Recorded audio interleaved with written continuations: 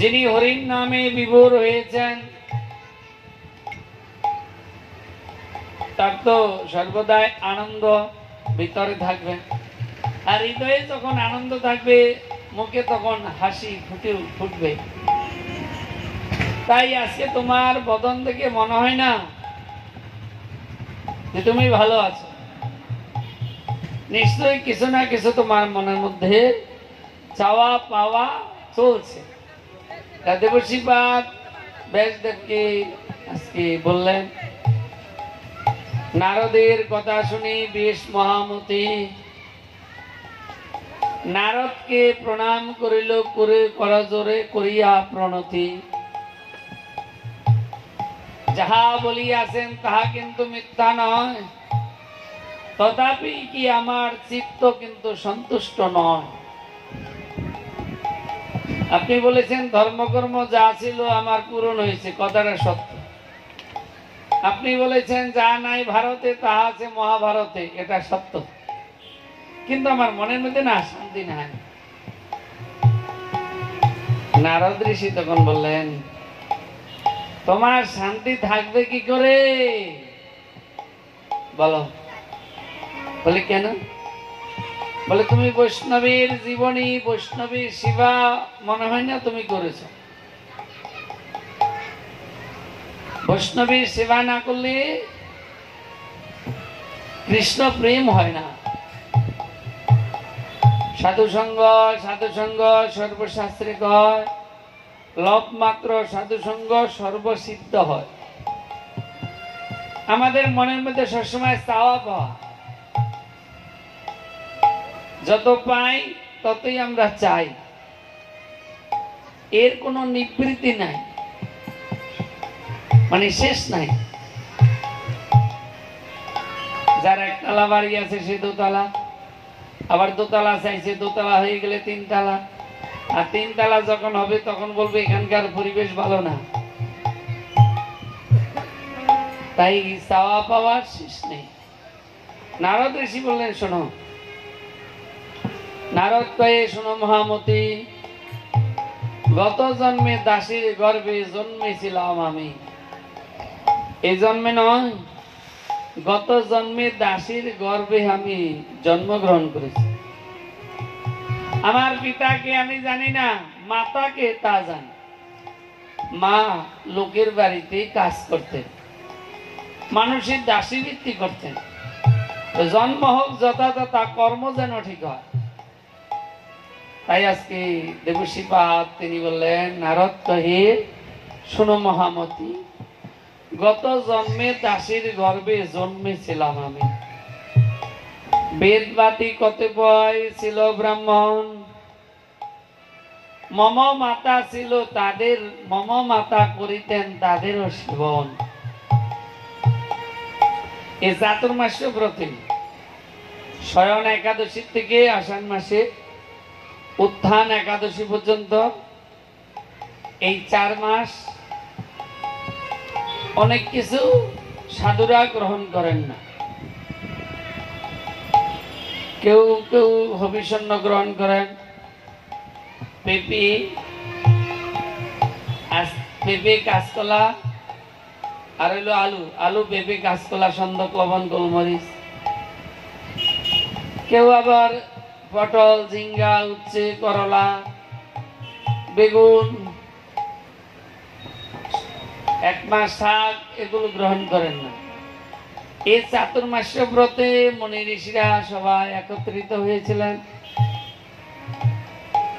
সে সময় আমার মা দেখে, সাধুদেরকে দেখে মা তিনি কি করলেন, মনে মনে স্থির করলেন, সারা জনম তো লোকের বাড়িতে কাজ করে গেলাম, এই দেহটা তো বৃথাই গেল, যদি একটু সাধু সেবা করা যায়। সাধুর চরণে গিয়ে প্রার্থনা করলেন। সাধুরা আনন্দে আত্মহারা হয়ে সাধুরা তারা কি করলেন, আজকে নারদের মাকে অভয় দিলেন, মাগো এই যে সাধু সেবা করার জন্য, ভগবানের সেবা করার জন্য তোমার যে প্রেরণা জেগেছে, মনের মধ্যে আজকে উৎসাহ হয়েছে, দেখে খুশি হলাম। কারণ কোন ভাগ্যে কোন জীবের শ্রদ্ধা যদি হয় তবে সেই জীব সাধু সঙ্গ কর, সাধু সঙ্গ হইতে হয় শ্রবণ কীর্তন, শ্রবণ কীর্তন হইতে হয় অনর্থ নিবৃত্ত। কোন ভাগ্যে কোন জীবের যদি শ্রদ্ধা হয় তখন সেই জীব সাধু সঙ্গ করে। আজকে তোমার পূর্বজন্মে হয়তো কোনো সুকৃতি আছে, তার জন্য তুমি আজকে এই সাধু সঙ্গে এসেছ। তো এই সাধুদের সবজিগুলো একটু ধুয়ে দিতেন নারদের মা, তাদের জায়গা পরিষ্কার করে দিতেন, প্রসাদ পেয়ে পাওয়ার পর জায়গা পরিষ্কার করে দিতেন। এই দেখে নারদের একটু ভক্তি হলো। নারদ কি করলেন, বাল্যকীরা সব পরিত্যাগ করে সদা সেবা করিলেন ওই বৈষ্ণব গণের। নারদ ঋষি তিনি কি করেছেন, বাল্যকীরা সব পরিত্যাগ করে ওই সাধুদের সেবা করতে শুরু করলেন। সাধুদের খরম মানে জোতা, ওই জোতাগুলো এখান থেকে ওইখানে নিয়ে দিতেন, তাদের জলের বোতলটা একটু এনে দিতেন, তাদের গামছাটা একটু এনে দিতেন, তাদের কাপড়টা একটু এনে দিতেন। তাই নারদ ঋষি বললেন ব্যাসদেবকে, বাল্যকীরা সব পরিত্যাগ করে সদা সেবা করেছি আমিও ওই বৈষ্ণব গণের। তারা করিত সদা হরি গুণগান, তাদের মুখে হরির নাম শ্রবণ করিয়া জুড়ালো মন প্রাণ। তারা সর্বদাই হরির নাম করতেন, আর তাদের মুখে হরির নাম শ্রবণ করে আমার মনটা স্থির হয়ে গেল, মনটা শীতল হয়ে গেল, মনে আনন্দ এলো। একাদা তাদের উচ্ছিষ্ট করিয়া গ্রহণ, বিশুদ্ধ কৃষ্ণ ভক্তি জন্মিল তখন। এই তাদের উচ্ছিষ্ট গ্রহণ করে হৃদয়ে কি হলো, কৃষ্ণ ভক্তির উদয় হলো। আজকে নারদ ঋষি তিনি কি করছেন, ব্যাসদেবকে বললেন, শুনো ব্যাসদেব, তুমি সাধুর জীবনী আস্বাদন করো নাই, আমি তোমাকে 4টে অক্ষর মন্ত্র দেব। এই মন্ত্র সর্বদাই তুমি হৃদয়ে জপ করবে। জপ করতে করতে করতে করতে তোমার মধ্যে এই শ্রীমদ ভাগবত এসে উদয় হবে। আর প্রথম স্কন্ধ থেকে নবম স্কন্ধ পর্যন্ত ভক্তির জীবনী থাকবে। আর দশম স্কন্ধে যখন আসবে তখন শ্রীকৃষ্ণের জন্ম তুমি এই উপলব্ধি করতে পারবে, হৃদয়ে তোমার আনন্দ আসবে। তাই বললেন, শোনো হে ব্যাসদেব, তুমি এই নাম জপ করো। এদিকে নারদ ঋষি তিনি কি করলেন, তিনি আজকে সাধুদের সেবা করছেন, এখন সাধুরা তো চলে যাবে। এই দেখে নারদের মন ব্যাকুল হয়ে গেল। আমি এতদিন তো ভালো ছিলাম, কিন্তু আজকে সাধু সেবার থেকে আজকে আমি দূরে সরে থাকবো। সাধুরা চাতুর্মাস ব্রত শেষ হলে তারা নিজ নিজ জায়গায় চলে যাবে, তাহলে আমার গতি কি হবে? সাধু সঙ্গ ছাড়া আমি তো থাকতে পারবো না। নারদ যখন এই চিন্তা করছে, নারদের মা দেখে বুঝতে পারলেন নারদকে গৃহে রাখা, গৃহে আটকানো বড় দুষ্কর হয়ে যাবে। তাই আজকে নারদ ঋষি তিনি কি করলেন, তিনি সর্বদাই উদাস উদাস ভাব নারদের মা রেখে, নারদের মা তিনি কি করলেন, নারদকে গৃহের মধ্যে রেখে আগলিয়ে রাখলেন, নারদ যেন ঘর থেকে না বেরোতে পারে। কারণ ছেলে সাধু হলে আমাকে কে দেখবে? তাই আজকে সাধুরা যে যার জায়গায় চলে গেলেন। নারদ তিনি ছটফট করছেন, যে আমার ভাগ্যে হবে না আর সাধু সেবা। যতদিন আমি সাধুর কাছে ছিলাম ততদিন আমি আনন্দে ছিলাম। আজকে আমার দুর্ভাগ্য, আজকে মা আমাকে আগলেই রেখেছেন, মা আমাকে আটকিয়ে রেখেছেন, আমি যেন না যেতে পারি। তাই নারদ ঋষি তিনি কি করলেন, ভগবানের কাছে প্রার্থনা করলেন, হে প্রভু, আমি কবে, আমি কেমন ভাবে আমি এই সাধুদের কাছে যাব, সাধু সঙ্গ করব, তীর্থ ভ্রমণ করব, ধাম দর্শন করব, ধামে বাস হবে, এই সব সময় প্রার্থনা করছেন। আমরা প্রার্থনা করতে পারি, এর বেশি না। প্রার্থনা করতে করতে ভগবান যখন ফিরে তাকাবে তখন মাগো সংসার মায়া চলে যাবে। তাই আজকে নারদ ঋষি প্রার্থনা করতে করতে দেখলেন কি, ওই কুটিরের মধ্যে একটা সাপ ঢুকলো, সেই সাপটা নারদের মাকে দংশন করলো, আর নারদের মা ছটফট করে গোবিন্দায় নম হয়ে গেল। নারদ দেখে আনন্দে আত্মহারা, ভগবান তুমি এইবার আমার দিকে ফিরে তাকাইছ। চিন্তা করলেন, আমি যদি মাকে এখন শ্মশানে নিয়ে যাই, পাড়ার লোক আমাকে বেঁধে রাখবে, আমি আবার সংসারের মধ্যে পড়ে যাব। তাই নারদ ঋষি তিনি কি করলেন, ওই মাকে প্রণাম করে তিনি চলে গেলেন তীর্থ ভ্রমণ। এই তীর্থ ভ্রমণ করতে করতে করতে করতে প্রলয় এসে উপস্থিত হলো। সেখানে এক দাবাগ্নি আসলো সামনে, সেই স্থানে দেহটা ছেড়ে দিয়ে এই জন্মে ভগবানের পারিষদ হয়ে জন্মগ্রহণ করলেন।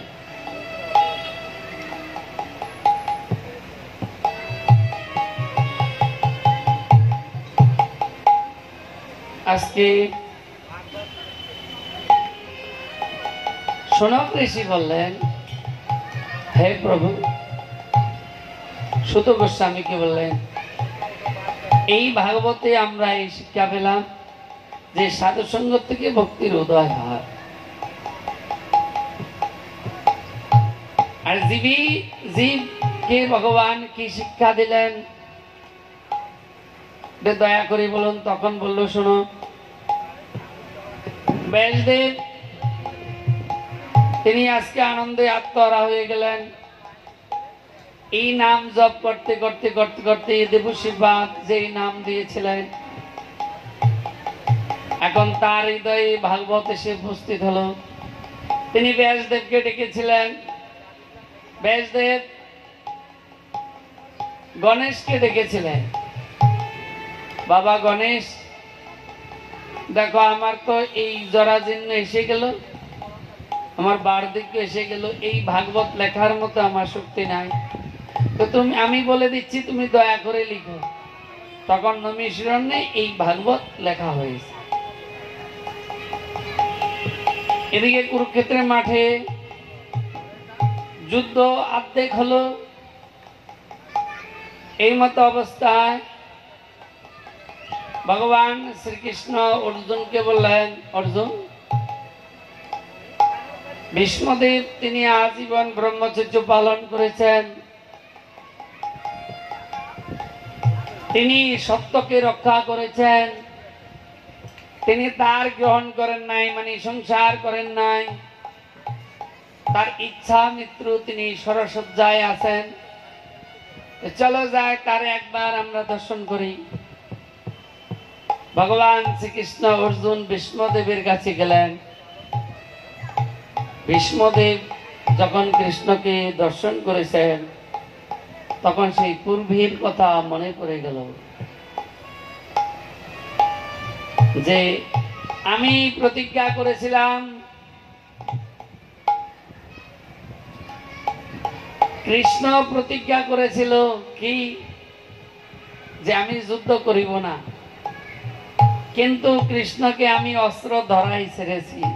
কেন? তিনি ভক্তাধীন ভগবান। আজকে সেই কৃষ্ণ কৃপা করে আমার সামনে এসেছেন। এই ভাবতে ভাবতে আজকে চোখের জল।